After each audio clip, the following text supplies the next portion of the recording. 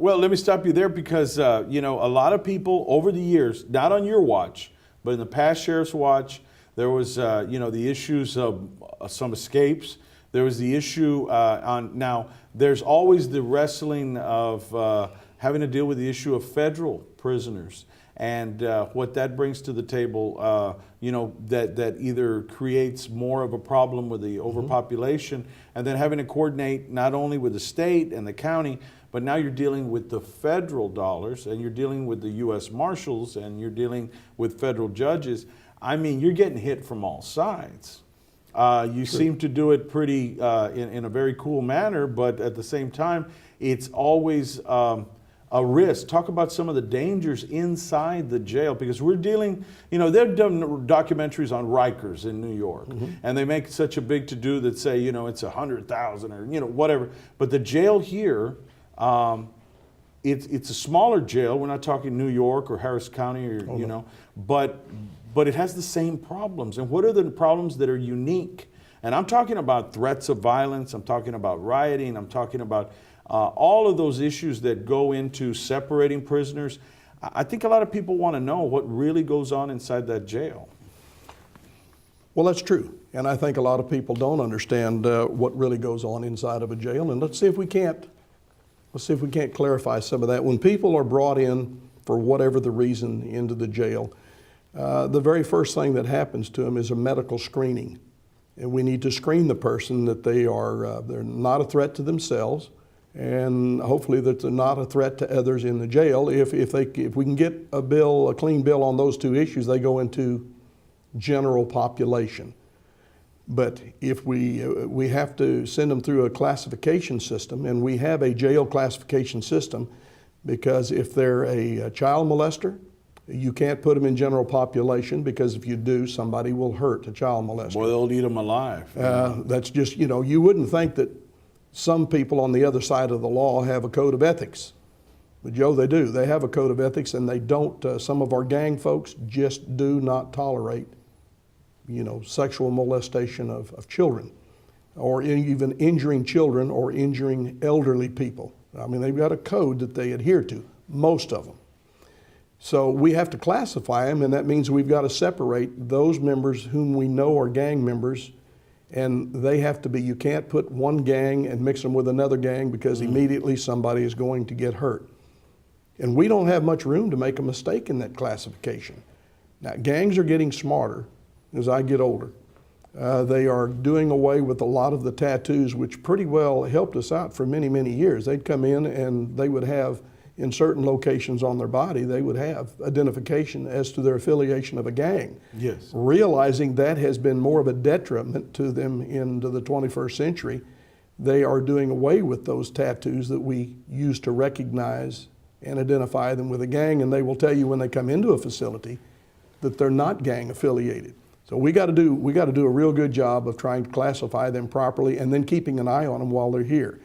And don't they face stiffer sentences if they're affiliated with a gang? Sometimes they get enhanced, sometimes with a district attorney's office. Well, I think one of the things that always goes into the punishment phase of the trial is that, you know, if they get it introduced into as evidence, the gang affiliation on the punishment side, and that does create some stiffer penalties for members who have created a crime while, you know, that was gang influenced.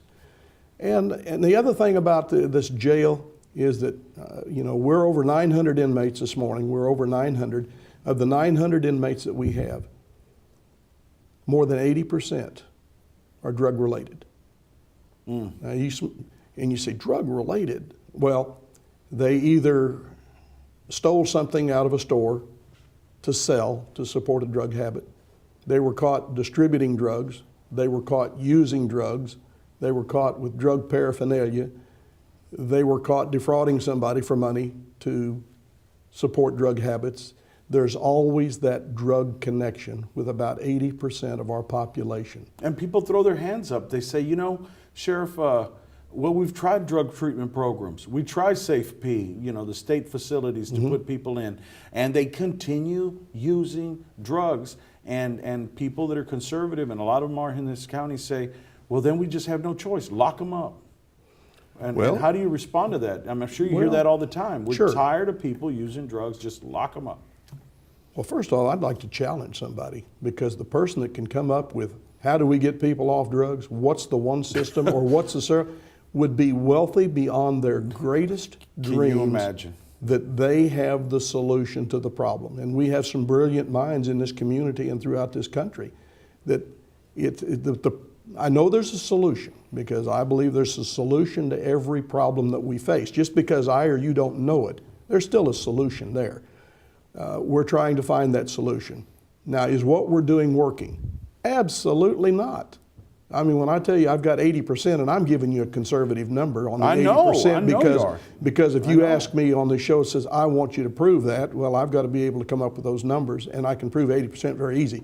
I believe it's much higher. I think you're right. But 80% and saying 20% are non-related, even the family violence issues, many of those are drug-related. It may be alcohol as the drug, but they're still a drug-related incident. So we got a huge problem. Now people say, well, what would you suggest doing? None of the things that I could suggest doing certainly are anything that would ever stand the scrutiny of legislation or getting passed. They're not acceptable. But I can go back to a period in our history, back into the 20s, when we decided it would be a good idea to ban alcohol. And we did ban alcohol. We went through a period of prohibition in this country.